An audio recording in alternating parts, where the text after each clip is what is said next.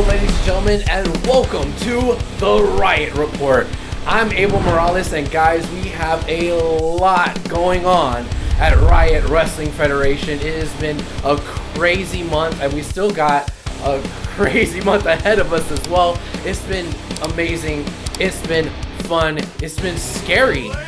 But we have coming up November the 30th, Santa Slam. That's right, the event that started it all here at Riot. Santa Slam, where it is a charity event.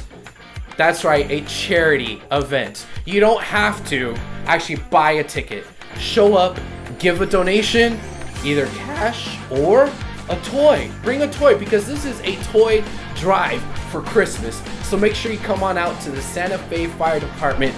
November 30th is coming up real quick. And it's going to be a great event. We already have Luigi Primo booked for this event. I can't wait to see Luigi Primo. We also have an awesome main event that I'll let you guys know about in just a little bit. But before we talk about Santa Slam, we have to talk about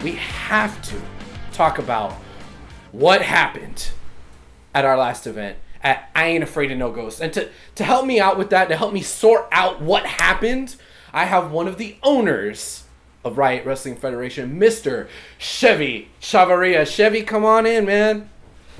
First of all, yes, I don't want to waste too much time talking about UPW and what used to be. We're talking about Santa Slam. Bring all the toys. Every toy that you have, brand new toys. Every dollar that you give goes to helping families in this community, in this area at Christmas time. I don't know if you've been there, but there's moments when I've been there where we just need the help. And Riot Wrestling wants to be the people to come to the rescue and help kids and families have a Christmas. That's what we're doing. Last year we raised, I think, over 300 toys and about $700. This year we want to blow that out of the water.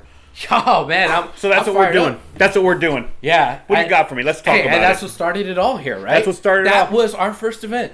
Our first event was a toy drive. That's right. And this was well after, and I know you said you didn't want to talk about this, but we have to talk about it. I just had to get it out. I had to get my Santa Slam energy out. This was after UPW closed up shop, went away.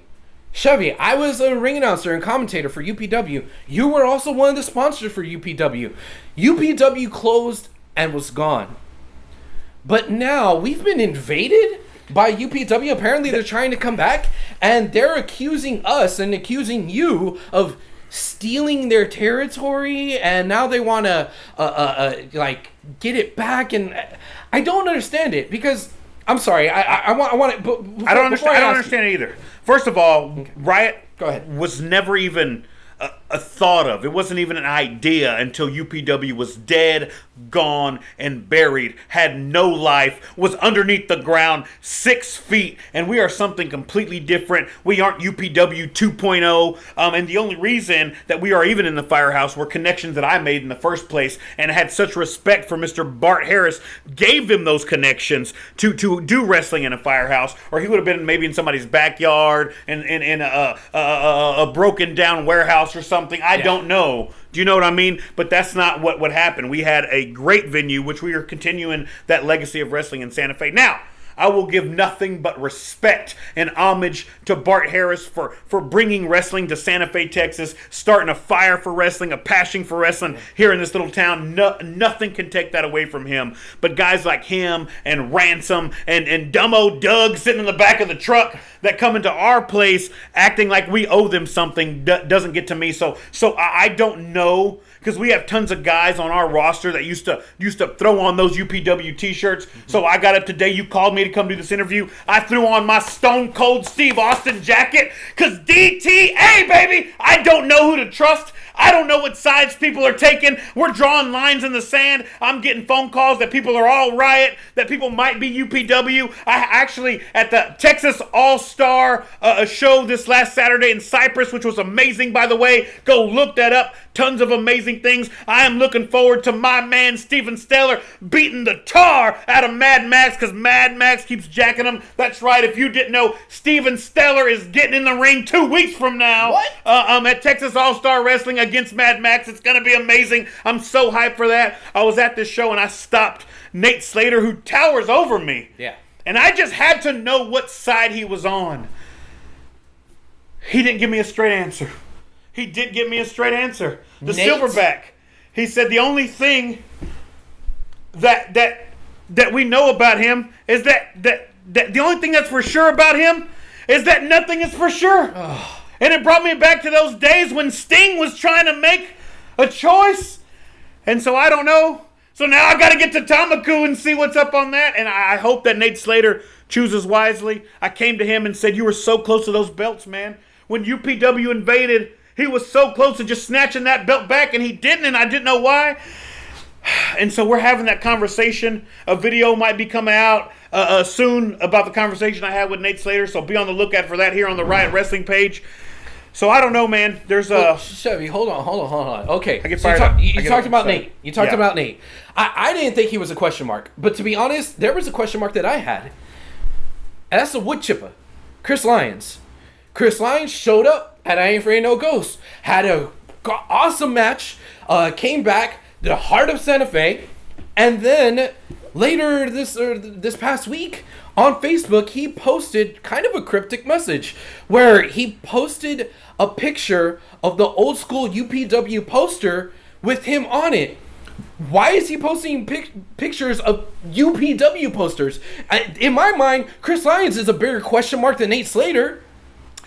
I'm not going to take away one iota of what UPW did for wrestling in this town.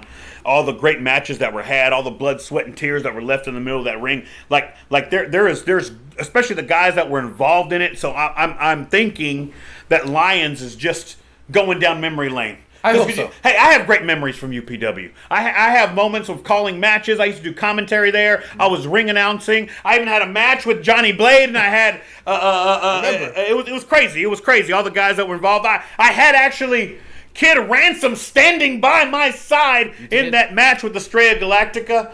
Wild, and here we are today. So I think Lyons was just heading down memory lane. I think Lyons' heartbeat beats to Riot. In fact, this is exclusive that he is going to be in a 3-on-3 match. Yes, so it'll be Lyons and Just Vibin'. That's right. Kenny Calypso is back in action along with Just Nick. And right now the plan is to they are going against Sean Hendricks. Okay. Hollywood Hendricks. Right. And apparently 2 Dreamers. Who those Dreamers are, we don't know because the Dreamers did not make it to our last show. So that's a Hendricks question. That's a Hendricks thing. Word on the street is that man is looking for new Dreamers to complete his trifecta. So I don't know. So you're going to see that unfold as well here on November 30th at Santa Slam Toy Drive.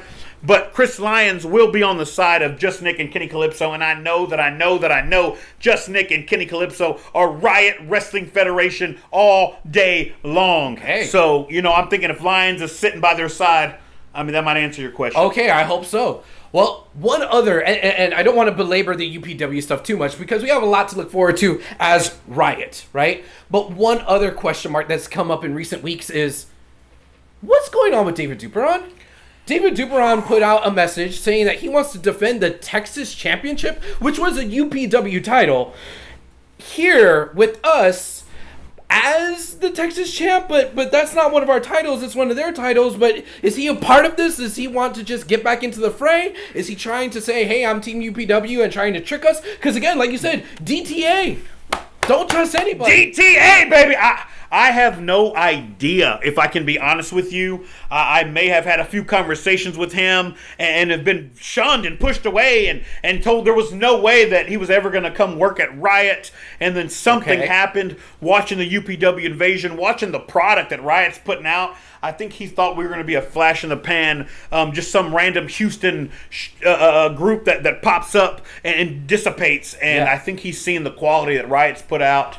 And I think the fans of Santa Fe, one thing I can say about David Duperon, that he was a warrior in that ring. That man, when I say blood, sweat, and tears, I don't think anybody else, for the most part, at UPW left that in the ring, not to make a name for themselves, but literally for the fans. And if you ever talk to Dupron and hear his heartbeat for wrestling, everything he does is for each and every person that sits in those seats, whether it be 25 people or 2,500. It doesn't matter. That man's going to put it all out in the ring. And so I don't have an answer. There's so many questions with so little answers. I know. Again, I'm in this DTA realm where we might have an opportunity to hear him on the mic. I know that his time at UPW did not end well in his eyes, and so I don't know how happy he is with that particular group. If we're just being honest, I don't know how happy he would be in a Riot locker room. David Dupron is definitely a wild card in all this, and we don't have an answer. So if he does show up, just know that everybody, maybe even both sides, need to be on their toes, because he might not pick a side. He might make his own side, because he's just that kind of warrior in that ring. So I don't know. I don't have an answer. There's definitely been seeds of dissension that have been planted by the likes of Ransom, who's even gone on Facebook and accused me of being the one that let them into the locker room. You know what? Kenny. I forgot about that. I forgot about that. Let's talk about that, Abel. Okay. I didn't. I had nothing to do with it. I was just as surprised as anybody else, sitting right next to Anthony Macaluso right there in El Guapo. Well, I don't trust that either. You Freaking Macaluso. I can see why you wouldn't trust Macaluso. But yeah, like I'm in the same mode where I'm not trusting anybody right now. And I think the only person I could trust right now is myself. And that says something about I'm not even one of the owners of this place. And you're saying I can't even trust you or Macaluso? Let's talk about UPW roster. Okay. That's Kenny Calypso. Just Nick wrestled for that's Ransom. We know where he sits. Nate Slater was the very first champion. Chris Lyons it was their last cruiserweight champion. David Dupron held their belt. We can go on and on again. I work for them. You work for them. Macaluso worked for them. So I don't know what Bart, how far his reach goes. I don't know where his mindset is. Who's he talking to? Hold on, I don't know. Hold on, Chevy. I got to stop you there. I don't think this is Bart. Full stop. Period. I don't think this is Bart. This is Johnny Blade. Johnny Blade has been the snake in the grass for years, and I bet he is the one who bent the ear of Bart Harris. This has to have been this stinks of Blade Enterprises. This has the stench of Johnny Blade all over it for me. Here's a big let me pull behind the curtain a little bit on this. Okay. I don't think, and in all respect to Johnny and what he, I'm a liar, no respect to Johnny and what he does, I don't think even Blade Enterprise was a Johnny Blade thing. If you pull back the curtain and you sit in some of the meetings I've sat in, that Bart Harris is always the mastermind. Really? When those three letters are involved of UPW, he just keeps it quiet and he keeps his mouth shut. And any real gangster, if you ever make me put it like that, always keeps their mouth shut and has Johnny, for the last 30 years of their relationship, has Johnny been doing the dirty work. Really? So you can take that how you want. You can believe me. You cannot believe me. But the things I've said, I know that the ideas don't usually come from Johnny. Johnny's just the one who takes action on it. Because Really? Johnny Blade is a take action, let me do it right now, has no patience, let's get this done kind of guy. As you saw him kind of lead the charge as they came in, and still angry and has tons of resentment towards Jay Davis. Ugh. So I don't know, and I just think even Jay Davis is a different man than he was a year ago. Do you know what I mean? And I think that as men, that we just know that, like we're He's not developed. always who we used to be. We're seeing that with Davis. We're seeing that with Dupron. Hopefully, we're seeing that with Slater and him bringing Tamaku into the, because I have them there because of the full trust I have in Monsters Among You. Yes. I don't want to be on their other side. Those are the two men that I would hate to be on the other side of them. And so that was my one saving grace, that I knew that they were on our side. Yeah. And now that's a little up in the air. So I don't know. Well, there's so much suspicion to be able to pass around right now. There's so much uncertainty.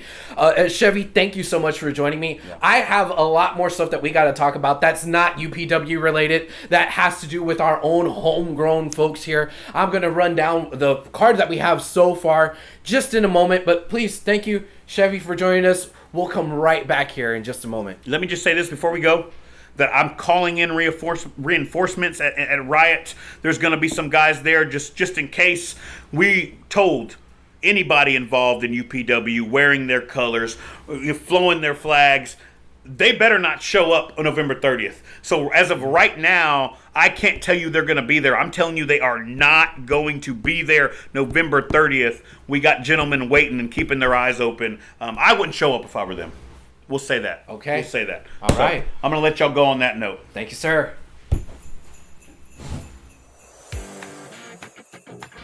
All right, folks, we are back with more Riot Report. As I mentioned at the top of the report, we have coming up at the end of the month, November 30th, the Santa Slam Toy Drive. And as I stated before, yes, we have internet sensation Luigi Primo coming out in wrestling, and that's going to be great. I am super excited to finally get to see in person and call a match of Luigi Primo. It's going to be awesome. I'm so hyped and so pumped for that match. But that's not all. We're going to have a whole list of people that I'm going to go over with you guys right now that have been booked, that are scheduled to show up. One of those persons, Father O'Day. That's right, Father O'Day is coming back to Riot Wrestling Federation, and he actually had a really good showing here at the last event, and I Ain't Afraid of No Ghost.